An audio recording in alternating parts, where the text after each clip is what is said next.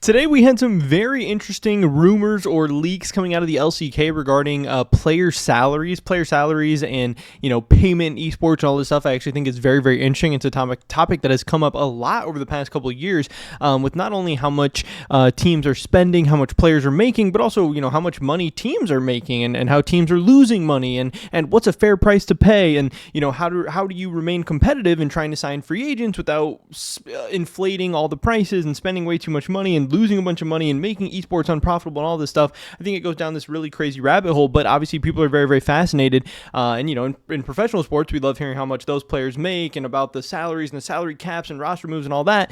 So obviously a lot of that is going to apply to esports as well. So let's jump right into this today. We had this on Reddit, LCK teams estimates of 2024 salary. So this guy writes this post, T1 Yumbe, or however you say that, I don't know. He said an article was released regarding HLE's Hanwha Life Esports win an LCK summer, and the article gave estimates of how much money the top 5 teams the LCK spent this year for the roster salary. Obviously, right now, the LCK, we can go to the overview and see that the LCK has 10 teams. So I think it would have been interesting to see all of the teams or hear all about their salaries, because sometimes it can be crazy to see how much less the bottom teams are spending than the top teams. But still, even just getting to see the top 5 teams or whatever, it's still an interesting metric, I do believe. So I did want to have the summer playoffs pulled up. But here's what this person says, is their summary of these Korean articles. We can click on these and see these are from FM Korea, and they're all in Korean. Yeah, you can translate them to English with Google and stuff, but obviously it's not going to be great one-to-one translations, and I don't really even know how to use or navigate this website, so I'm just going to go off what Reddit is telling me, but obviously take all of this with a grain of salt. I don't know how accurate this is. I don't know how confirmed or unconfirmed or whatever this is. I would assume it's not dead on accurate. Maybe there's estimates, maybe they're rumors, maybe they're leaks, whatever, who knows, but either way, I still think it's an interesting discussion and just stuff I wanted to present, because this was really big on Reddit today, and I thought it's cool. So according to this article, Hanwha Life and T1 more than 10. This article said this Reddit post is 10 million USD, but they actually mean 10 billion won, Korean won. So we actually have to do some calculations and stuff, and we can see here that 1 billion South Korean won is about 750,000 US dollars. So we'll do some conversions here in a second. It'll start to make a little bit more sense. But they say, according to this article, that Hanwha Life and T1 spent more than 10 billion won. In the comments, there's a rumor that T1 spent 15 billion won, which again, that would put us at T1 spending around, what is this, 11 million? Yeah, $11 million on the roster, which is very crazy. But also saying that Faker himself is around 7 to 8 billion. And if that's true, again, that would mean they're estimating or projecting Faker's salary to be about, what, $6 million? Yeah, $6 million. Really, really crazy stuff there. They're also saying that Viper is rumored to be around 4 billion won, so that would put him, about half that, I guess, 3 million per year. I don't know how reasonable or unreasonable or whatever you think that is.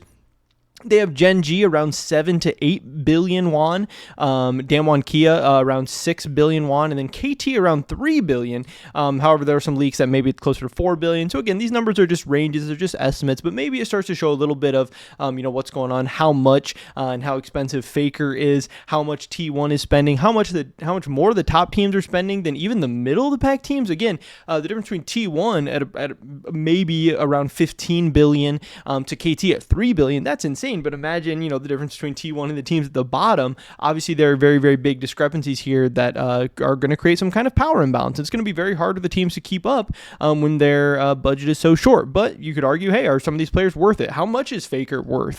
Who knows?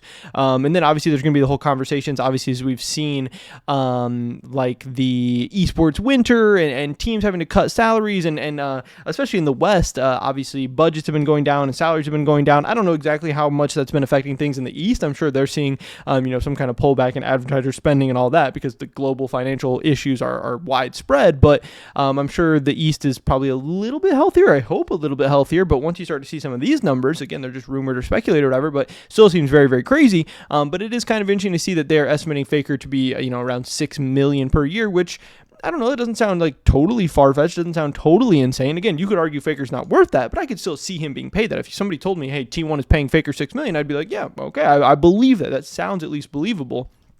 But as the comments say, one of the most interesting takeaways from this whole thing is that Faker is himself getting, if these are true or just in this estimation, Faker is making about as much as the entire Gen G roster, which is really crazy. Also, if we look at how the LCK season played out, we have Hanwha Life, then Gen G, then T1, which again would mean Gen G obviously outperformed T1 while spending potentially like half the money or whatever, 7 to 8 million versus 15 million or 15 billion US or won. DK at 6, KT at 3. I know people are saying like Showmaker is obviously going to be pretty expensive, and so a lot of crazy stuff going on there.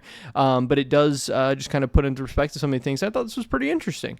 But KT is definitely at least 4. Arnold was right when he said Gen G is hardly even the second richest org. Faker salary is paid by the SKT group instead. That's how they managed to get both Kokoma and Reckless.